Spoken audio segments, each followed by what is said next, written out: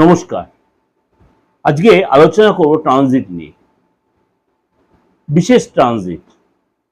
এই ট্রানজিটটা আলোচনা করার একটাই উদ্দেশ্য, দেখুন সমাজ সংসারে বা সামাজিক সিচুয়েশনে বা আমাদের মনুষ্য জাতির মধ্যে সবার মধ্যে একটা কিন্তু এক প্রভাব পড়ছে। তাহলে কিসের ট্রানজিট আলোচনা করব? আজ আলোচনা করব মার্স অর্থাৎ মঙ্গল। মঙ্গল ট্রানজিট করেছে 12th আগস্ট। মঙ্গল ট্রানজিট করেছে 12th আগস্ট। কোথায়? আদ্রা নক্ষত্র। আদ্রা কার নক্ষত্র? রাহুর নক্ষত্র। মঙ্গল বসে আছে কোথায়? মিথুন রাশিতে। নক্ষত্র কোথায়? রাহুর নক্ষত্র। কতদিন থাকবে? 2nd সেপ্টেম্বর পর্যন্ত। সুতরাং ডিউরিং দিস পিরিয়ড অর্থাৎ 12th August two 2nd September, এই যে সময়টা আপনাদের 12 রাশির ক্ষেত্রে, সমাজ সংসারে, সামাজিক ক্ষেত্রে, আপনার ক্ষেত্রে বা 12 রাশির ক্ষেত্রে কি এফেক্ট হবে। প্রথমে বলি মঙ্গল আর রাহু কম্বিনেশন। আপনাদের আলোচনা করেছিলাম যে রাহু মঙ্গলের নক্ষত্রে প্রবেশ করেছে, যখন কুম্ভ রাশিতে রয়েছে, তেমনি মঙ্গল রাহুর নক্ষত্রে প্রবেশ করেছে। দেখবেন যারা মঙ্গলের জাতক বা কুম্ভ রাশির জাতক যারা, তাদের ক্ষেত্রে একটা এক্সট্রা প্রভাব বিস্তার হচ্ছে, দেখে নেবেন। আদার্স 12 রাশি আলোচনা করব। মঙ্গলের জাতক বলতে মেষ রাশি, মেনলি মেষ রাশি, আর মঙ্গলের জাতক একটা কারা? বৃশ্চিক রাশি। সুতরাং এই মঙ্গলের এই রাহু নক্ষত্রের ট্রানজিট 2nd সেপ্টেম্বর পর্যন্ত আপনাদের ক্ষেত্রে কিন্তু ভালো মন্দ মিশিয়েই হবে। বেশিটাই ভালো হবে। কোন কোন ক্ষেত্রে আপনাকে সতর্ক থাকতে হবে, মঙ্গলের এই ট্রানজিট কোন কোন ক্ষেত্রে সতর্ক থাকতে হবে, সেটা নিয়ে একটু আলোচনা করব। চলুন তাহলে আলোচনা করি। কেন আপনারা প্রত্যেকেই বলেন যে দাদা আপনি যে ট্রানজিটগুলোতে আমরা জ্যোতিষীয় মতামত বা জ্যোতিষীয় ব্যাপারটা অনেকটাই শিখতে বা জানতে পারি, তার জন্য আলোচনা করা।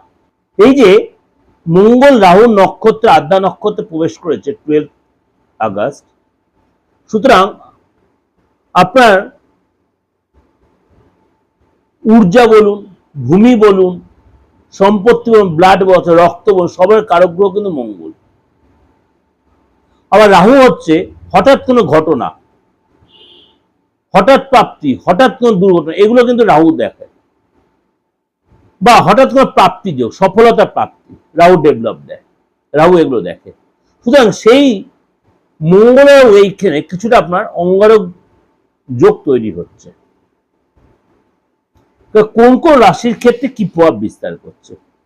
সিংহ রাশি।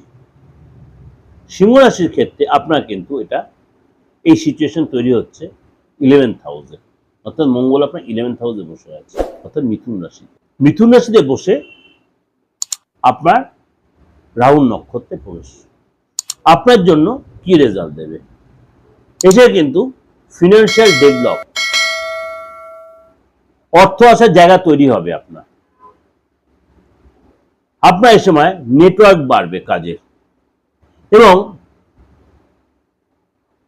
আপনার যে অ্যাম্বিশন, সেই ইচ্ছা পূরণ হবে। দীর্ঘদিনের কোনো ইচ্ছা আপনার পূরণ হবে।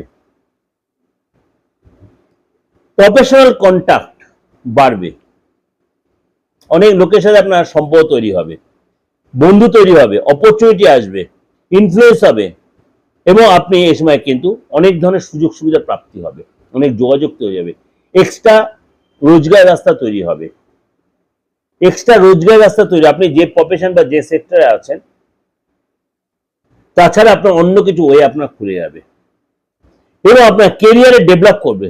বিশেষ করে যারা বিজনেস করছেন বা আপনি চাকরি করছেন, দীর্ঘদিন আপনার প্রমোশনটা আটকে ছিল, এই সময় কিন্তু হতে পারে। এবং আপনার এই সময় কিন্তু যা মানে আপনি মনে করেন টিম লিডার, অনেককে নিয়ে কাজ করছেন, সেখানে ডেভেলপ করবে। আপনার প্রোগ্রেস হবে, আপনার যে প্ল্যান প্রজেক্ট ডেভেলপ করবে, নতুন চাকরি অফার আসবে। কিন্তু অবশ্যই তাড়াহুড়া করবেন না, শর্ট টাইম একটু যাচাই করে নেবেন। আপনার গোলস আপনি পৌঁছতে পারবেন, রিওয়ার্ড পাবেন, অর্থাৎ আপনি গিফট পাবেন, উপহার পাবেন এবং আপনাকে রিওয়ার্ড দেবে, অর্থাৎ সম্মান, সামাজিক সম্মান পাবেন এবং আপনার কিন্তু এ সময় যথেষ্ট নিজের মধ্যে ঊর্জা তৈরি হবে, পজিটিভ ক্ষেত্র তৈরি হবে। ফিনান্সিয়াল জায়গায় যথেষ্ট ডেভেলপ করবে, ভালো নেটওয়ার্ক তৈরি হবে, লোকের সম্পর্ক তৈরি হবে, ইনফ্লুয়েন্স তৈরি হবে, লোকে ইনফ্লুয়েন্স করতে পারবেন, বিজনেসের প্রোগ্রেস হবে এবং পার্টনারশিপ বিজনেস কিন্তু আপনি ডেভেলপ করতে পারবেন। লং টার্ম যে আপনার চিন্তা ভাবনা বা আপনার ইচ্ছা, সেটা কিন্তু এই সময় ফুলফিল হবে। আপনার দীর্ঘদিনের যে কোনো পুরনো ইচ্ছা, সেটা কিন্তু এই সময় ফুলফিল হবে। অর্থাৎ সিংহ রাশির অনেকাংশে আপনার জন্য কিন্তু এটা ভালো অপরচুনিটি, ভালো সুযোগ আসে। অবশ্যই আপনার 11th হাউস এটা আপনাদের ডেভেলপ করবে। এটা আপনাদের যেটা ওভারঅল একটা বললাম, অবশ্যই আপনাদের ভালো লাগবে, অবশ্যই আপনাদের উপকারে লাগবে। ভালো লাগবে মানে খারাপ লাগলে তো ভালো হয় না, এটা আপনার উপকারে লাগবে। আপনি অনেকটা নিজেকে কন্ট্রোল করতে পারবেন। আপনার কোনটা করা উচিত আর কোনটা করবেন না, সেটা অবশ্যই আগে থেকে ভেবে করবেন। মেষ রাশির লোকেরা অনেক হঠকারী স্টেপ, হঠকারী কথা বলে পরে অনুশোচনা করে, সেগুলো আপনাকে চিন্তা ভাবনা করে চলতে হবে। যদি আমার এই প্রোগ্রাম বিন্দুমাত্র আপনার উপকারে লাগে, অবশ্যই লাইক করবেন, শেয়ার করবেন, লাইক করবেন, শেয়ার করবেন।